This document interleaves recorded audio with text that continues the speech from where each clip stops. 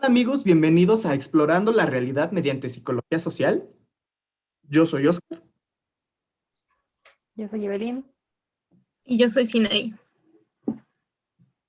Perfecto. En este canal exploramos como tal la realidad mediante psicología social, con teorías de psicología social, y les vamos a explicar a ustedes cómo funciona el mundo mediante la psicología social.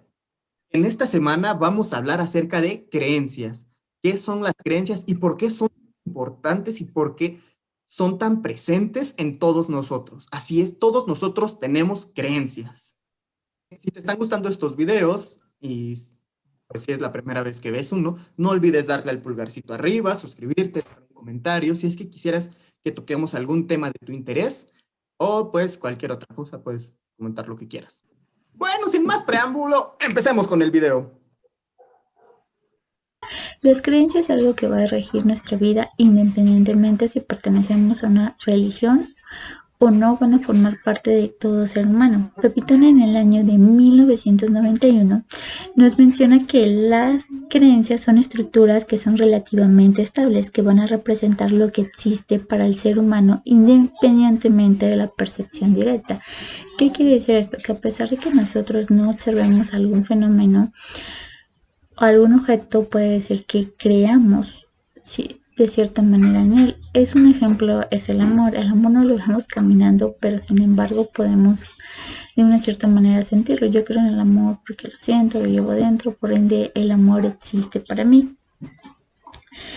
También nos clasifica las creencias en 4 grupos. Uno es el natural material, que es creer en las cosas que se encuentran a nuestro alrededor. Por ejemplo, creer en la economía, creer en el derecho al voto, creer en la democracia, creer en un partido político, porque creo que si voto por un cierto partido voy a tener más ganancias, voy a tener un mejor empleo, voy a tener una vida de mejor calidad.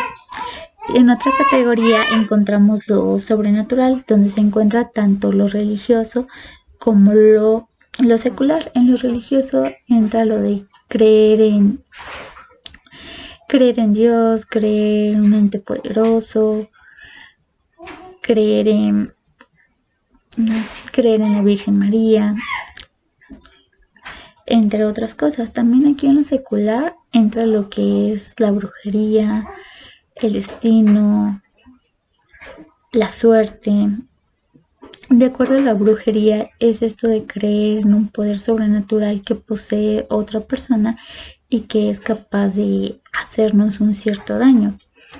Un ejemplo es que, no sé, me han dicho que mi vecina practica brujería y yo estoy y siento que esa vecina no le caigo bien y de repente mi matrimonio empieza a fracasar y puede ser que yo se lo atribuya a la brujería de la vecina, ¿no? Ella hizo un amarre, hizo algo para que mi esposo se separara de mí porque veía que éramos muy felices. También en esta parte de la brujería puede entrar lo del mal del ojo, ¿no? De creer que una persona tal vez con una mirada te puede hacer un cierto daño. También en el destino, aquí ya pasando al destino, aquí se hace alusión a algo que ya está predeterminado, digamos que ya está escrito, que puedes estar extenso de algún cambio. No me pasó esto porque ya era mi destino, aunque yo hubiera actuado de una cierta manera, esto era ya lo que me tocaba a mí, porque ya estaba preparado para mí. Otro ejemplo de creencia secular entra la casualidad, ¿no? Que aquí no se lo estamos como que atribuyendo a algo religioso o algún otro fenómeno, sino de que es algo que nosotros creemos que le pudo haber sucedido a cualquier otra persona aunque no hubiéramos sido nosotros, ¿no? Yo no sé, puedo decir que yo iba caminando y me caí, pero me caí en un hoyo que estaba ahí. Pero eso le pudo haber pasado a otra persona. Tal vez si otra persona hubiera pasado antes, pudo haber caído. Eso sería como algo de casualidad. Y suerte, la suerte se enfoca en creer más allá de nuestras propias capacidades que nosotros tenemos. Creer que hay un poder más allá de nuestras capacidades que poseemos, que puede influir de que logremos cierta cosa, ¿no? Tal vez una persona pasa un examen digamos, el examen de la UNED, y otra, y alguien más puede decir, no, pues fue por suerte, esa persona ni sabe ni tiene conocimientos, pues si pasó el examen fue cuestión de suerte, ¿no? La atinó a los resultados, cuando tal vez no es así, y en verdad esa persona se esforzó. También existen varias funciones de las creencias, ¿no? Entre ellas se encuentra lo emocional, lo cognitivo, lo normativo o de grupo, y también lo moral. En lo emocional es esto que nos va a provocar nuestra creencia hacia algo, ¿no? Como un ejemplo es creer en Dios. Tal vez al momento de dar una alabanza me provoque alegría, porque lo que yo creo pues me hace sentir esa alegría, esa paz, eso de que yo llevo a Dios en mi alma, entonces brinco, bailo, canto. En lo cognitivo, pues pues son estas estructuras cognitivas que nos van a hacer como que valorar, tener un pensamiento acerca del objeto que es de importancia para nosotros, ¿no? Tal vez como una pulsera protectora me puede dar este pensamiento de, pues estoy bien porque esta pulsera me va a proteger. Si salgo a la calle no me va a pasar nada, no me van a robar mi dinero, nada, porque estoy protegida, ¿no? Me hace tener como que este pensamiento. En lo normativo o de grupo, esto nos va a ayudar a que de acuerdo a nuestras creencias, pues contribuyamos de una manera grupal, ya sea ayudando a otras personas, va a ser como tener esta parte de la convivencia, esta parte de estar en grupo, y está regido también por las normas que se adoptan en dicho grupo. Y en lo moral que nos va a guiar acerca de las conductas que debemos de tener o no. Por ejemplo, en lo moral yo puedo tener una creencia de que fumar es bueno, ¿no? Pero si estoy en un hospital puedo omitir fumar porque sé que hay otras personas que no fuman, hay personas embarazadas. Ese sería un ejemplo de la moral. Pasando a Silva y Martínez 2010 nos menciona que las creencias van a representar información que la persona va a tener acerca del objeto y unido a algún atributo en relación con la naturaleza del objeto. Es decir, yo tengo la información, en esta no sé si volver a yo tengo información sobre que, no sé, un gatito de la suerte. Un ejemplo, yo tengo esta información de que el gatito de la suerte me va a ayudar a que yo gane las apuestas o algo. Entonces esto va a representar algo importante, algo que es importante para mí. De esta manera pues le voy a atribuir un cierto significado. También tenemos de la Pienda en 1999. Él nos menciona que las creencias se han atribuido de cierta manera a la religión, pero no es así, ya que las creencias son de manera ontológica, es decir, que provienen de todos seres humanos, como mencionaba anteriormente. Independientemente de la religión, independientemente de todo, yo puedo tener creencias hacia mí misma, creencias hacia mis propios amigos, creencias hacia mi familia, lo que va a determinar que yo pues les atribuya cierto significado que es de relevancia para mí. Creencias sobre lo que yo mismo puedo lograr, por lo que también se encuentran las creencias psicológicas, que son estos procesos mentales que van a determinar ciertos resultados. Yo puedo creer que tal vez porque tengo, no sé, un hijo que es muy inteligente, puedo atribuir creencias de que él va a lograr muchas cosas, que va a tener éxito en la vida, de acuerdo al nivel de inteligencia que él tiene, ¿no?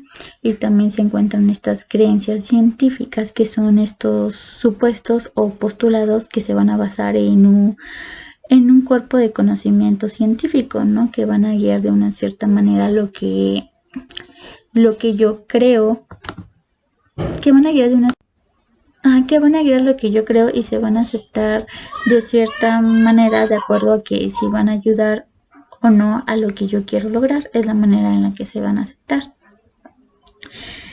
Y como mencionaba anteriormente, están también las creencias religiosas y otros tipos de creencias, por lo que las creencias religiosas solo forman parte de otras creencias.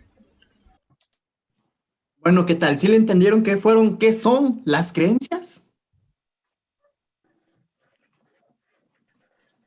Sí, ¿verdad? Claro que sí, todos le entendimos. Bueno, muy bien. Básicamente las creencias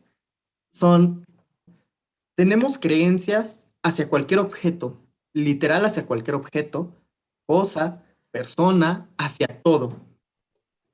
Bueno, tenemos diferentes definiciones de lo que son las creencias. En general se podría decir que una creencia pues es un juicio hacia un objeto, puede ser un valor, un concepto, un atributo, y estas nunca serán correctas o incorrectas. Todas las creencias son válidas para cada persona.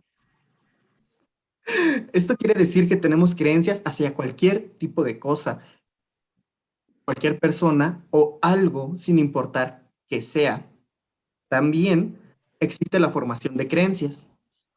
Para Fishben y Axen nos mencionan 3 tipos por los cuales se puede crear una creencia.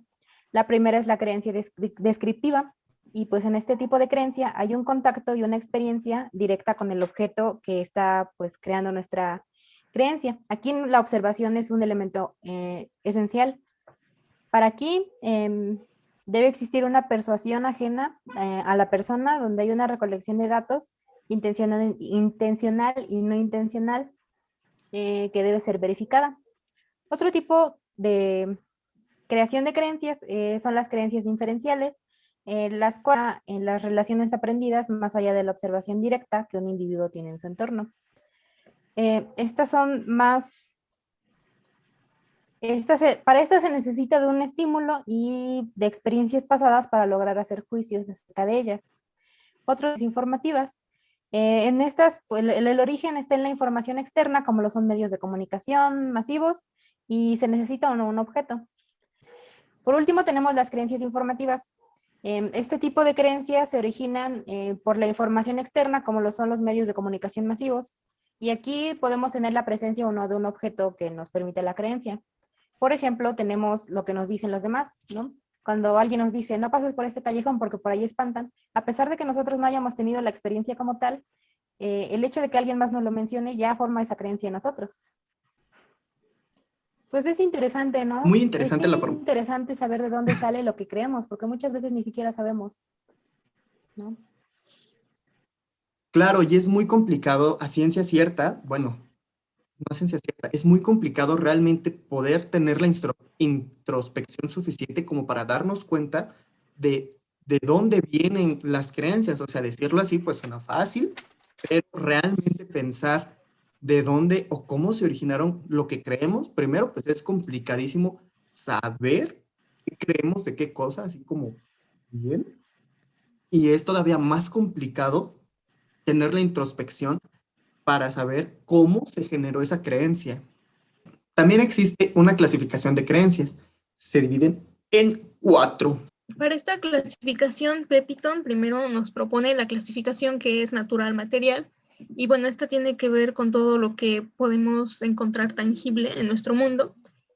Aunque no sean cosas precisamente tangibles, también pueden ser conceptos que pueden tener cierta materialización. Por ejemplo, puede ser un concepto como la historia, a pesar de que es un concepto abstracto, por decirlo así, podemos ver todas las repercusiones que ha tenido la historia en nuestro mundo. La segunda clasificación son las creencias religiosas, y bueno, esta, como su nombre lo indica, tiene que ver con todas estas que nos van a llevar a creer en alguna deidad, esto sin tener alguna prueba, sin tener conocimiento más allá. Se puede creer en todas estas deidades y en todos estos fenómenos que son causados por alguna divinidad. Las creencias que son seculares, sobrenaturales, ya incluyen todo esto que nos había ejemplificado nuestra compañera Itzel, como son la brujería, la suerte, y bueno, ella nos dio muchos ejemplos respecto a estas. Pero bueno, más allá de la clasificación de las creencias, las funciones que Pepito nos muestra son importantes, y dentro de estas encontramos, por ejemplo, la función emocional, que puede verse bien ejemplificada con las religiones. El ser humano tiene todas estas emociones que lo impulsan a querer creer en algo que pueda quizás consolarlo. Por ejemplo, en la cuestión de sentir miedo, digamos, hacia la muerte, en las creencias religiosas nos van a indicar que hay algo más allá de la muerte, que puede haber, por ejemplo, un paraíso o el cielo para las personas que se portaron bien. Entonces, en ese aspecto, una creencia puede llenar ese vacío, o ese vacío emocional que podemos llegar a tener los seres humanos. En su función cognitiva, es algo que nos permite darle cierta explicación a las preguntas que nos hacemos. En la función moral, se nos hablaba de que se puede distribuir la responsabilidad ante todos los seres humanos en todos los fenómenos que están ocurriendo en el mundo. El, para representar las creencias, nosotros buscamos un artículo, que es un artículo antropológico, es de Calzado en el año 2006, y se titula Testigos de Jehová, Mundo, Creencias y Conducta. Entonces, en este apartado de creencias, que es lo que nos interesa, se nos explica cómo este grupo religioso cree, por ejemplo, bueno, es monoteísta, entonces a diferencia de otras religiones no cree en la Trinidad ni nada de esto, y también tiene algunos datos curiosos, como por ejemplo, ellos tienen una creencia particular respecto a que Cristo no murió en una cruz, sino que murió solamente en un madero, nada más, que no era exactamente una cruz. Un Entonces madero ellos como... cuando representan a Cristo, Un sí, madero, o sea, en un palo, nada más, sí, no en una cruz. ajá, sí, yo me imaginaba así un tronquito y nada más, ¡zúmbale!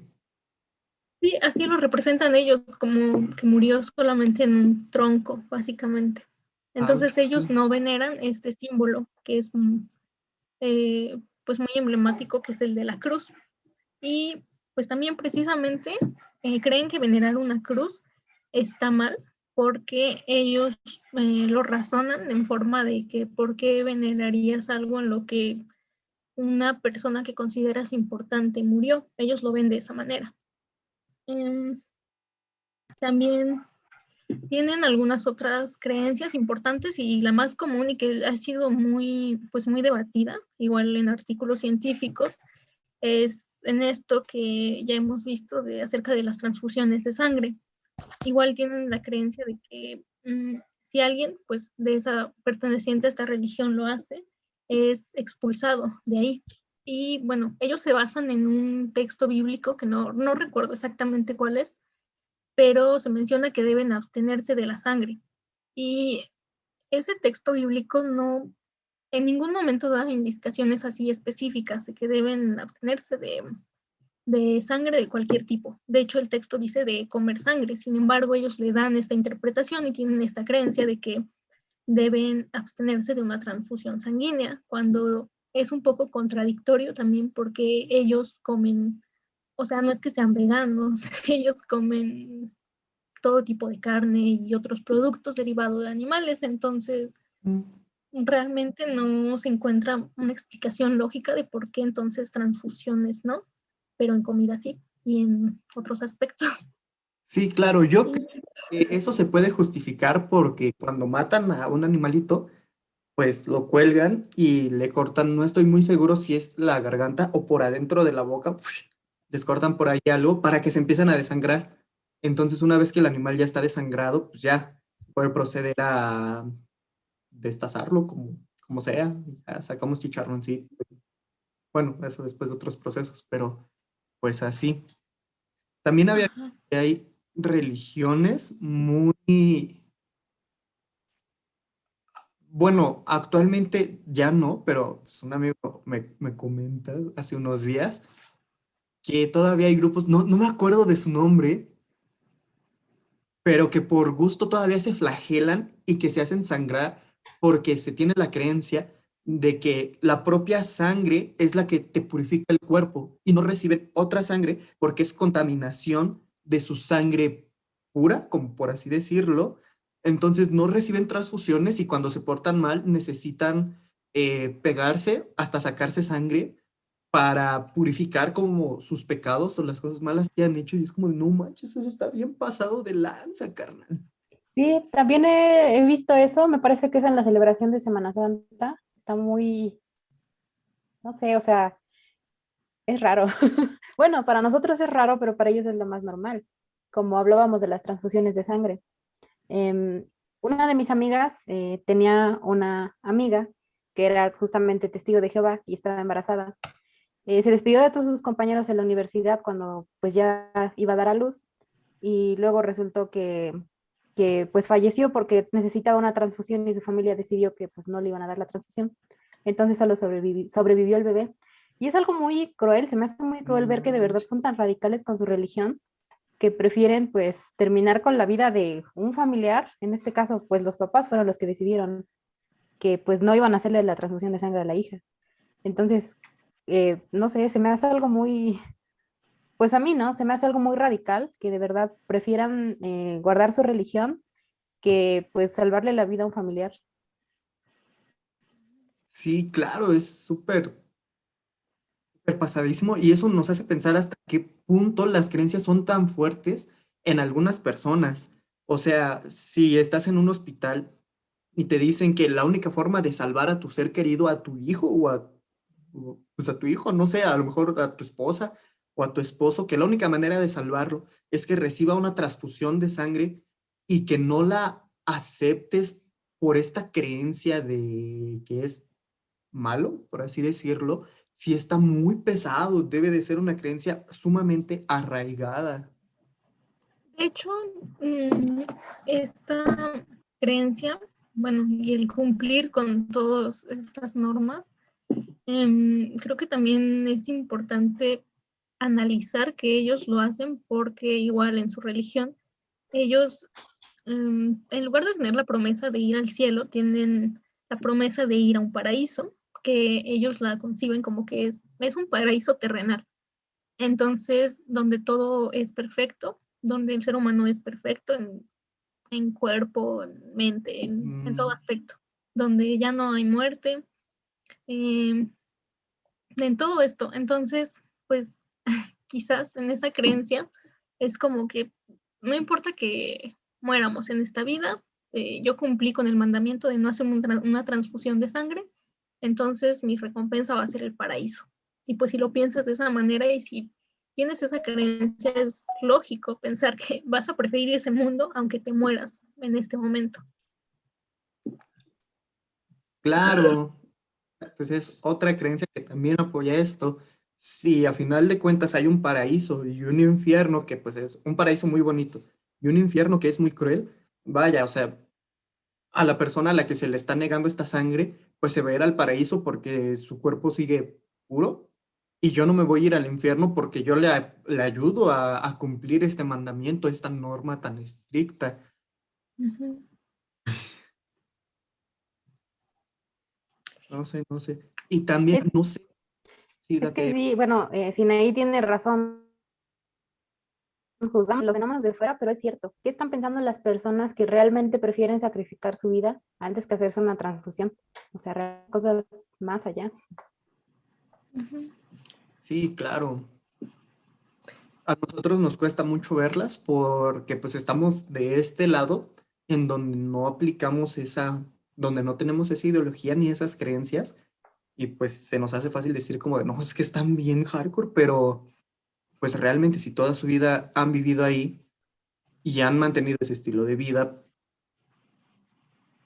pues me parece muy lógico que tengan creencias tan arraigadas y aparte, supongo que si no la cumplen, deben de ser hasta de una forma exiliados o ignorados dentro de su propia sociedad, religión o en donde estén. Entonces eso significa otra cosa, que es lo que en psicología social llamamos como la muerte social, en donde básicamente no existe socialmente y es una forma muy fea de existir como persona, porque tú le hablas a alguien, pero por lo que ya hiciste no te puede contestar, no te puede dirigir la mirada.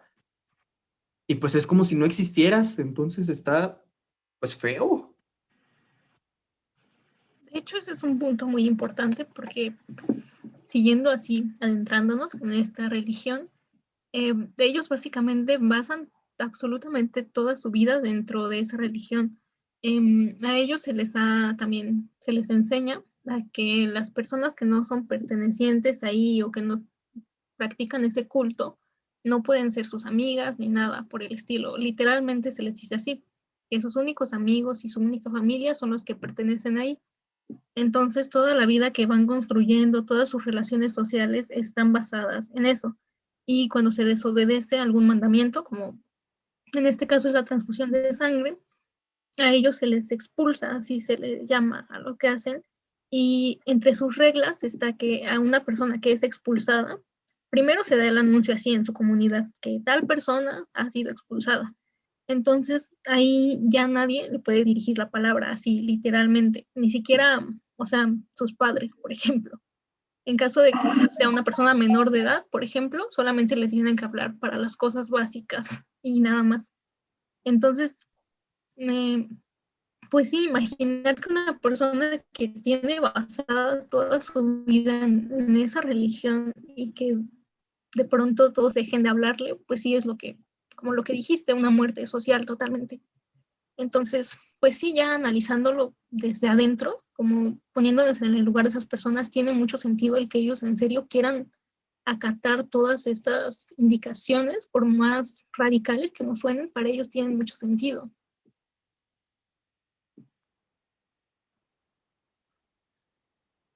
Sí, claro, o sea, es que pues te pones ahí, es como de, vaya, ¿qué hago?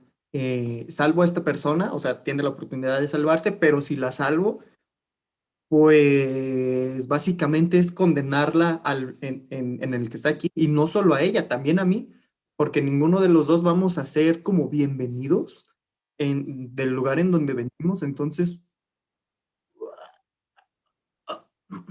sí, debe de estar muy, muy feo. Sí. Uy, bueno, Mm, uy, mm, bueno, entonces creo que es momento de ir con la otra nota, ¿no? Que en este caso sería la mía. Mi nota se llama El lado positivo y oculto del síndrome del impostor. Es de la BBC y fue publicada ayer. Dice así.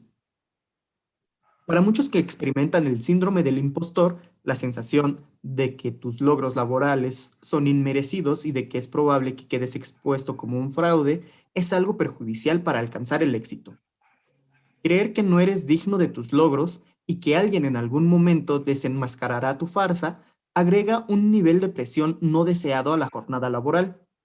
Pero de acuerdo con hallazgos recientes de Basima Tuflik, profesora asistente de estudios de trabajo y organización en el Instituto de Tecnología de Massachusetts, los comportamientos que exhiben los impostores en un intento de compensar sus dudas sobre sí mismos pueden convertirlos en buenos en su trabajo.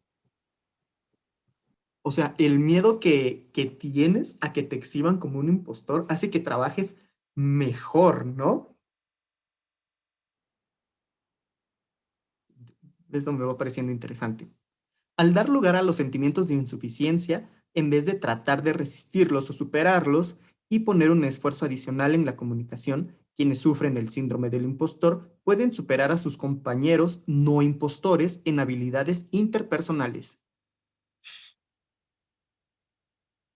Según Teufik, esto significa que un rasgo que a la mayoría de las personas no les gusta de sí mismas puede, en realidad, estar motivándolas a desempeñarse mejor.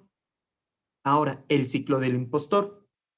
Según el International Journal of Behavioral Science, más del 70% de las personas se ven afectadas por pensamientos de creerse impostores en el lugar de trabajo en algún momento de sus vidas. Son muchísimas. Y Aunque los puntos de presión específicos en el empleo varían según las carreras, los síntomas internos generalmente siguen siendo los mismos. Los impostores suelen ser perfeccionistas y albergan una necesidad secreta de ser los mejores en lo que hacen. Cuando no pueden cumplir con sus metas perfeccionistas, los impostores a menudo se sienten abrumados, decepcionados y, en general, se ven como fracasados. De este modo, aparece un ciclo en el lugar de trabajo que hace que los impostores se prohíban aceptar comentarios positivos sobre su trabajo. Por ejemplo, si la ansiedad por el bajo rendimiento los lleva a prepararse en exceso para una presentación, incluso si la presentación es exitosa, sentirán que invirtieron demasiado esfuerzo en el proceso y lograr la tarea debería haber sido más fácil. Por otro lado, si postergan una tarea y aún así logran entregarla a tiempo, atribuyen el éxito a la suerte más que a su propia habilidad. ¿No se sienten identificadas? Ahora, experimentos. En su próximo informe, el primero de este tipo en identificar los beneficios tangibles que pueden surgir de los pensamientos impostores en el lugar de trabajo, Tewfik sostiene que uno de los principales puntos que definen el síndrome del impostor es la brecha entre cómo los individuos perciben su propia competencia y cuál competentes son en realidad. Tewfik quería descubrir cómo esa grieta sobre la competencia percibida podría afectar las carreras de los impostores, tanto en términos de calidad de su trabajo como de su posición social entre colegas. Ella comenzó trabajando con supervisores en una firma de asesoría de inversores, quienes observaron y calificaron durante 2 meses las habilidades interpersonales de sus empleados, algunos de los cuales estaban experimentando pensamientos de impostor. Lo que descubrió Tewfik fue que, a pesar de las dudas, los trabajadores financieros que experimentaban pensamientos impostores en realidad eran calificados como más efectivos interpersonalmente que sus pares. Los supervisores los describieron como mejores colaboradores que trabajan bien con sus colegas. Luego observó a un grupo de estudiantes de medicina en etapa avanzada que estaban a punto de comenzar sus prácticas clínicas. Algunos de ellos fueron introducidos por primera vez a experimentar pensamientos de impostor al escribir sobre un momento en el que lo sintieron en el pasado. Un proceso que produce efectivamente las condiciones del síndrome del impostor, incluso en un entorno controlado, explica Tewfik. Luego a los estudiantes se les asignó la tarea de diagnosticar las dolencias de actores entrenados para manifestar los síntomas y el comportamiento de alguien con una enfermedad en particular. Una vez más, Tewfik descubrió que los estudiantes con sentimientos de impostores recibían calificaciones más altas de los pacientes por su actitud hacia ellos. Eran más empáticos, mejores escuchando y hacían preguntas eficientes, asegura. La profesora del MIT observó también que los estudiantes con el síndrome del impostor mantenían un contacto visual más frecuente, se inclinaban más hacia adelante y afirmaban sobre los síntomas que describían sus pacientes. En un experimento final, Tewfik estudió a un grupo de personas haciéndose pasar por solicitantes de empleo durante una charla de café previa a la entrevista con un gerente de contratación. Si impresionaban al gerente, demostraban que estaban calificados para el puesto, se les daría la oportunidad de realizar una entrevista formal. Al igual que con la prueba anterior, los entrevistados inducidos a experimentar pensamientos impostores fueron calificados como más efectivos interpersonalmente por los gerentes de contratación que sus pares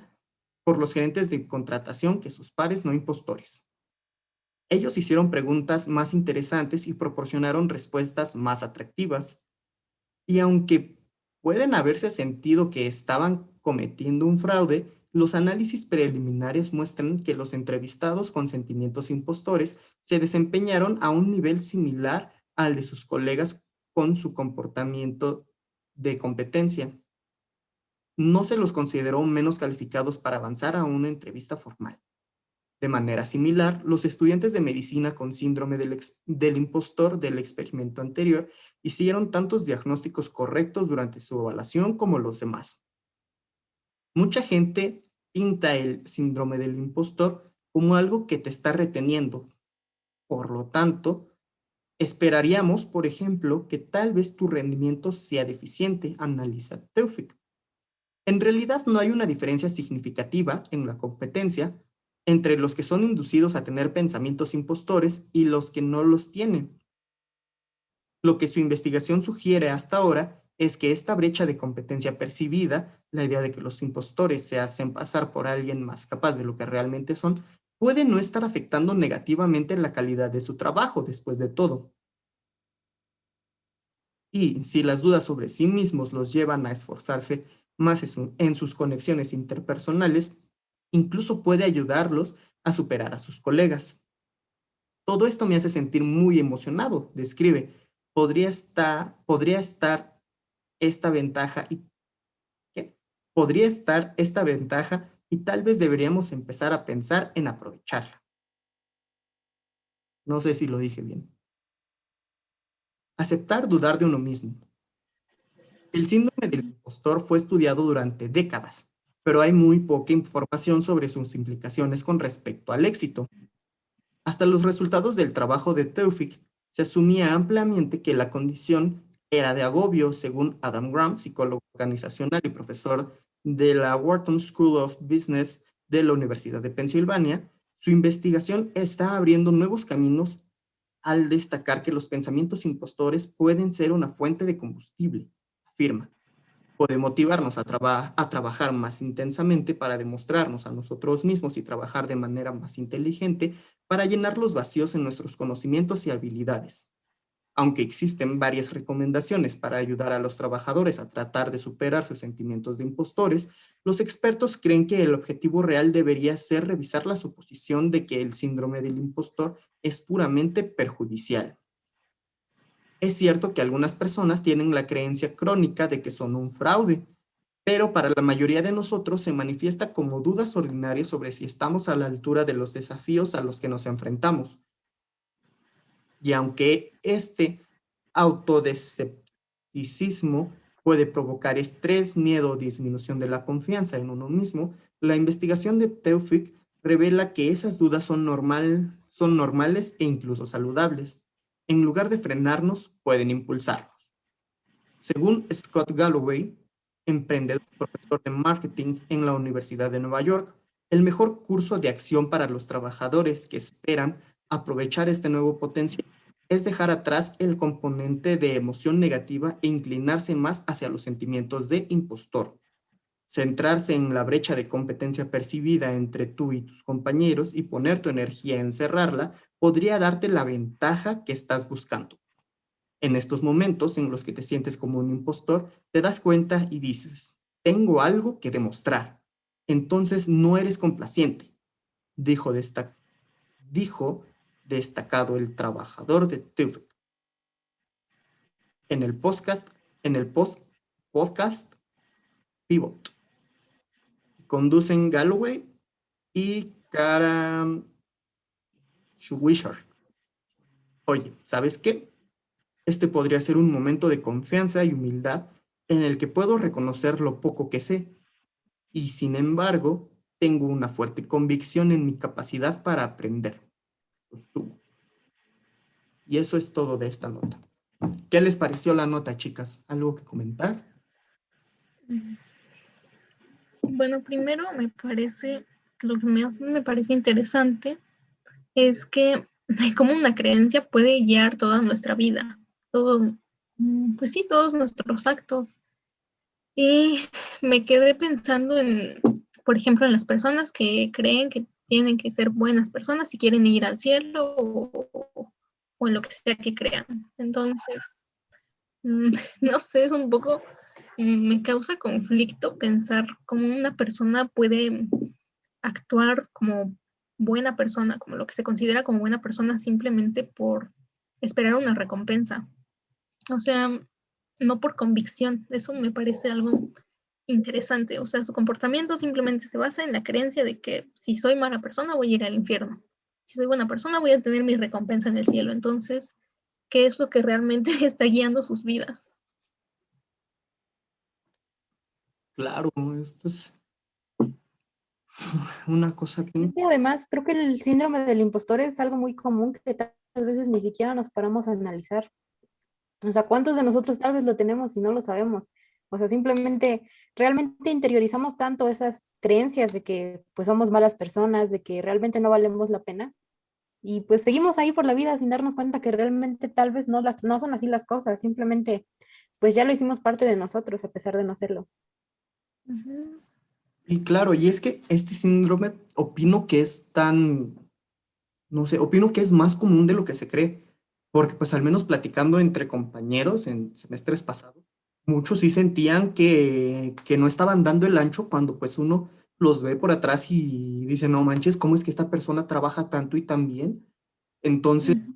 realmente opino que la mayoría, bueno, que muchos estudiantes que hemos tenido estos pensamientos de ser impostores, realmente no lo somos y estamos más preocupados por el pensar que sí lo somos, Por demostrar que lo somos. por demostrar que lo somos, que no nos damos cuenta que de verdad estamos pues a la altura de los demás compañeros y que no somos de ninguna manera este tipo de impostor o que a lo mejor en algún caso como muy específico puede ser que sí nos dominemos el tema o algo, pero eso tampoco quiere decir que seamos unos impostores a nivel académico o a nivel profesional.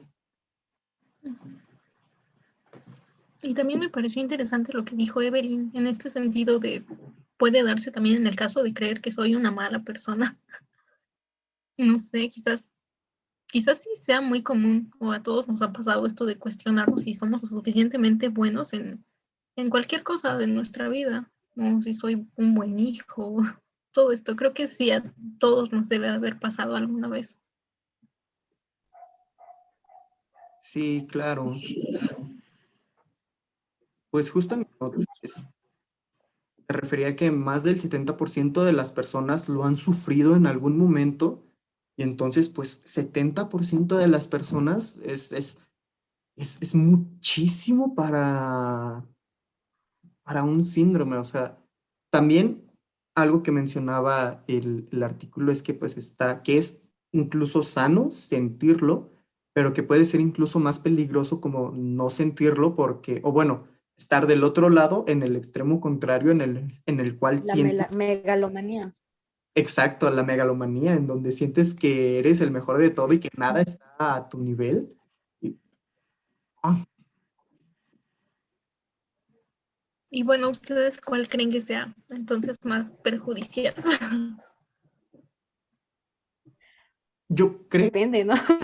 Como todo en la psicología, depende. depende de cuál sea más extremo, cuál se vaya más hacia el extremo. Pues yo siento que de cierta manera tal vez es más inofensivo el síndrome del impostor que toda la megalomanía, porque puedes llegar a pensar, a creer realmente cosas que no eres, ¿no?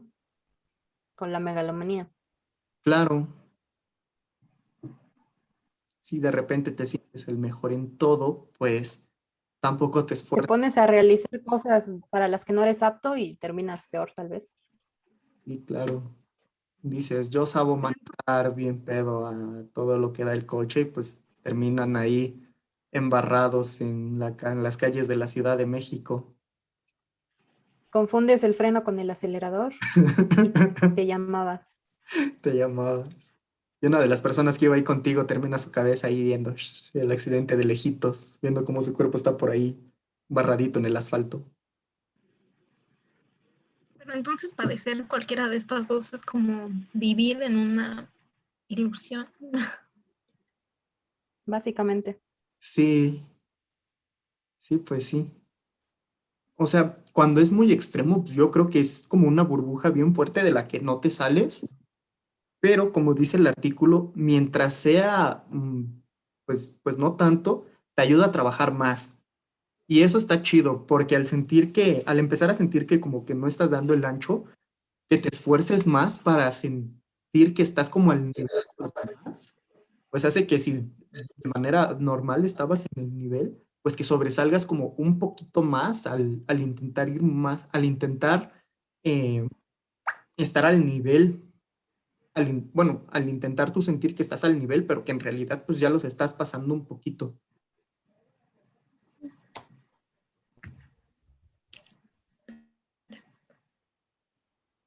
Bueno, eso me parece algo bueno de este síndrome. Y que en la ¿cómo se ve? La Ujú. ¿Cómo es? ¿Ya?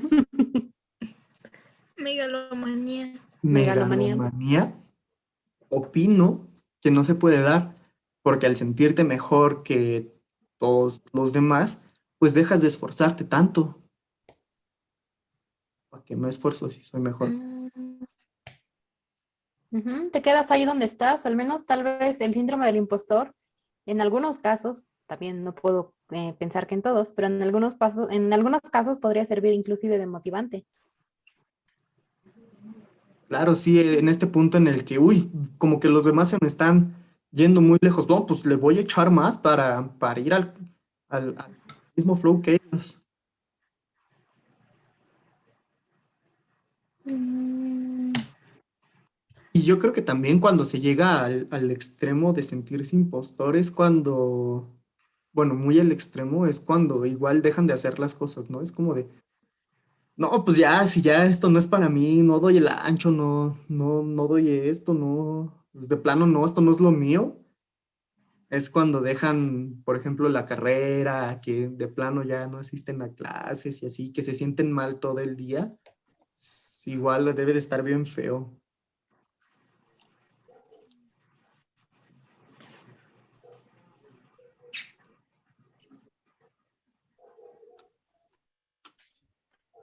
¿Qué pasó, compañeras? Comenten algo. Se me fue el nombre de lo que iba a decir relacionado a lo que acabas de decir. A ver si ahorita me acuerdo.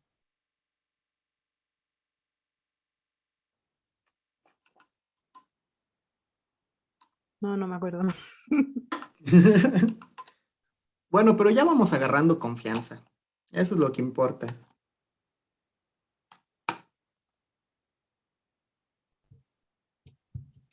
Bueno, y para este caso específico del síndrome del impostor, compañeritas,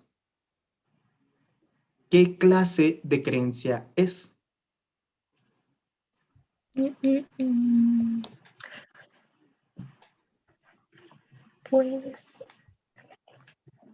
yo digo que podría ser Yo voto por la psicológicas. creencia, sí. Bueno, sí. Igual Sí, podrían creencia estar psicológica. las seculares, porque en una parte dijiste que algunas cosas que ellos creían que les salían bien se lo atribuían a la suerte. Mm, Así que también puede estar esa. claro. Psicológicas y seculares dependiendo de qué es lo que piense o cree en ese momento la persona. Como justo lo decía el artículo de, pues es que no le di como todo el tiempo que quería, lo dejé para el final, pero aún así me fue muy bien, fue por la suerte, una creencia completamente secular. Ujú. Pero cuando estamos en este lado bueno de que nos hace trabajar un poquito más, pasa a ser una creencia psicológica porque es el motivante a seguir trabajando o trabajar todavía más en algún aspecto, en alguna cosa. Para ello hablamos entonces de procesos mentales, por eso sería creencia psicológica. Ujú. Muchas gracias. Ya le cortamos. Ya menos de un Menos de minuto. un minuto, aunque no queramos, esto ya se murió. Pues de Pues una vez sí. nos despedimos, ¿no? O sea, Entonces regresamos a... Bueno, Pues ves cuánto tiempo, ¿no? Se puede rescatar más o menos. sí, Pues ahorita yo lo regresamos. empiezo. Sí, yo lo empiezo a editar y vemos cuánto tiempo Va. es el que tengo.